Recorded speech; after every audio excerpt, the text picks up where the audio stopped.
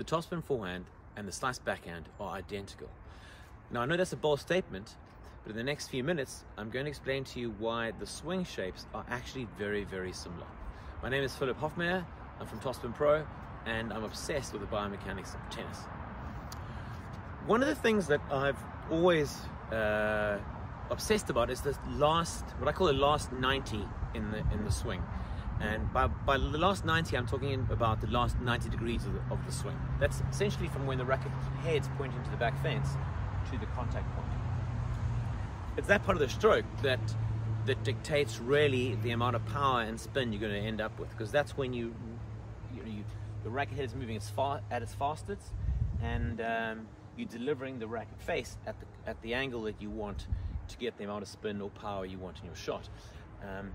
There's so much variety in the take-backs and all the other parts of the swing that really don't have much of an influence on the shot. You'll see the pros with all sorts of assortments of technique in those respects. But the key part, the fundamental part of the swing is this little bit over here. So if you can get that right, it doesn't matter what you do with the rest of the stroke. In fact, actually, you could even call it the final 30. It's the last 30 degrees. It's this little bit just before contact that matters the most. So whatever you do is an input to getting that bit right. Right, enough of that. But we're going to now look at this 90 degree portion of the topspin forehand and the slice backhand. So from a topspin forehand point of view, you'll start with that racket pointing to the back fence. It's that lag position. We all know the racket's sort of tilted downwards, the strings are facing down towards the court, and from there you're going to move through the contact, which is over there, right? And you can see the racket's tilted a little bit forward like that. I'll do that from behind again. At the fence, moves through 90 degrees, and you make contact over there. Right, so from there through to there. Now the slice backhand has a very, very similar part of the stroke. It also, the key part of the stroke is that position there in the bit where you're pointing to the fence. So let's start from this side view, so rear view.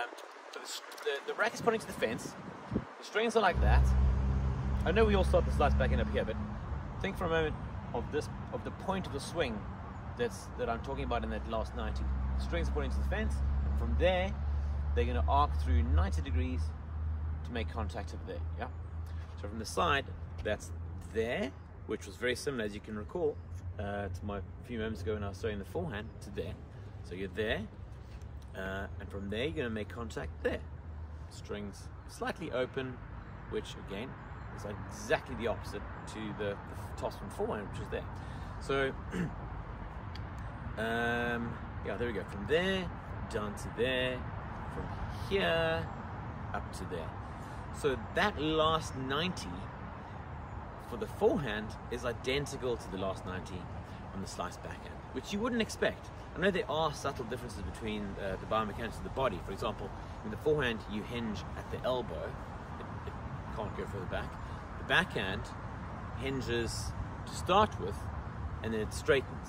So those are the restrictions, but it's interesting that the body does, despite those restrictions, does what it can to recreate almost identical movements in those last 90 degrees before contact, because that's the most crucial part of the swing, and that's when you want to be delivering an almost identical pattern for all your shots.